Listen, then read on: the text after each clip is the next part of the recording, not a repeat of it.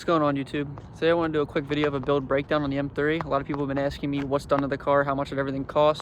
So I'm going to start off with cosmetics. Start with the wheels. The wheels are Apex ARC8s.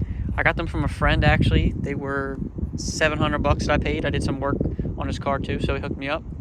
I did have to buy 2 rear tires, and they're $250 a piece. So another $500 in tires. Then obviously I have a carbon fiber intake, duct, inlet, fucking whatever you want to call it. This was $300 on eBay. For lips, I have the M splitters and the CRT style lip. They're both on eBay, and the M splitters were $150 and the lip was another $150. I'm pretty sure these are aftermarket grills. I got them with the car. I'm pretty sure they come chrome from the factory. I'm not sure exactly what brand or how much they were. Moving over to the fenders, I have Sabon carbon fiber fenders. They were $100.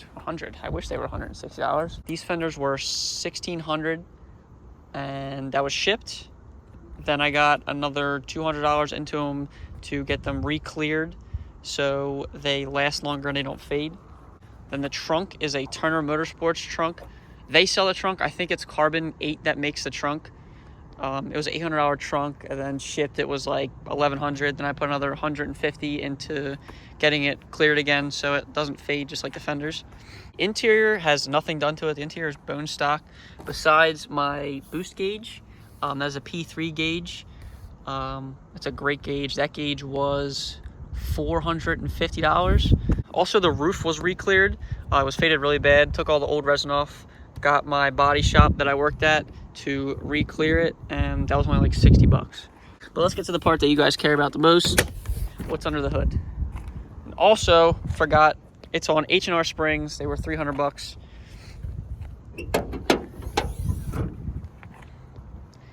So I guess I will start from the top down. It is an ESS G1 kit. This kit was $8,000. Comes with everything that you need: injectors, bypass valve, belt, pulleys, all the hardware, the wiring for the water pump for the heat exchanger.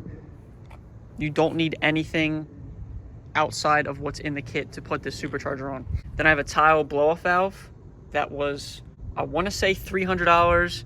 Then this is also an adapter, a Greddy adapter, because this flange is a different flange. This is on eBay for $14. Because I'm running a blow-off valve, I have this little filter here, this little pod filter off Amazon. It was $15. Usually the bypass valve recirculates back into the intake, but this is actually better, flows better. I get an extra 0.5 pounds of boost because of this filter. It flows a lot better. Then these are NRW valve covers. They were, I want to say, $1,200. My old valve covers were peeling. If you don't know, S65s have magnesium covers. They peel. They kind of fucking suck. So these are aluminum valve covers. They're way better, and they look great. I love the red. I went with the smooth red just so they would match the calipers, and I think it looks great. You can't see them, but the throttle actuators are done. They're back in here. They're Euroworks, I think is the name. They rebuild the actuators, so it's a little bit cheaper. The actuators were $800 after you return the old cores, so it's not bad at all. It's almost half the price compared to buying brand new throttle actuators. Also under here, there's Vanos caps. They are done as well. They're known to get brittle and break. Mine actually did break off, and I found it in the oil pan when I did the rod bearings. I have the Vargas Vanos covers. They're aluminum. They're a permanent fix for the Vanos covers. The Vargas covers, I'm pretty sure, were $150 to $300. I'll put the price on the screen. Obviously, another thing that you can't see that I can't show you are the rod bearings are done. The rod bearings are ACL bearings.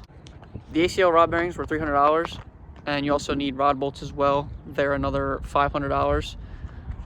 The OEM BMW rod bolts are absolutely ridiculous. You have to do a crazy torque procedure. You have to like go back 5 times to torque them. It's a lot easier just to get the ARP rod bolts. They're obviously way more expensive, but it's a lot easier of a procedure to do than the OEM rod bolts. Also, while doing the rod bearings, motor mounts were done as well. I think that's another $300. And then I honestly don't remember if I did an oil pan gasket. I'm pretty sure I did. If I did, I'll put that in there too. And then the exhaust is VRSF primary catholetes. down to the X pipe, which is still the stock X pipe, but I had a buddy put test pipes in, so the secondary cats and the resonators are just cut out. And then it is a MagnaFlow axle back. This actually came on the car, so I'm not sure how much the axle back was. I'm pretty sure it's pretty expensive, somewhere in the thousands for brand new, if they even make them anymore. I'm not even sure. And also another thing I forgot to mention, I have a subwoofer in the back. It's a Rockford Fosgate. It is fucking dusty, holy shit. I got a Rockford Fosgate in the back. It was like 350 bucks. It's the poor man's Harman Kardon, I guess, because the factory stereo system isn't that great, but just that little sub, I think it's a 10-inch, really makes the stereo so much better. So that's pretty much it for the breakdown. Those are all the prices. There might be a little few things I'm missing here and there. This duct also came with the car. It's ECS tuning duct. I'm not sure how much it was. It was on the car when I got it. But yeah, more on the G1. I'm running a 92mm pulley. It's on 93 octane still. Should be around 500 wheel. I'm not sure exactly how much it makes, but 500 is definitely a good estimate. I think eventually I'll get it tuned. I'm thinking about going with RK Tunes. I've said that before. Really just trying to have fun with it. I think the tune that's on it's good enough for now. Maybe when I come across some more money, I'll eventually get it done by RK Tunes, so I'll have a number on how much it makes, and it also just be running as optimal as possible. So that's pretty much it for the build breakdown. I think I went over pretty much everything and how much it was.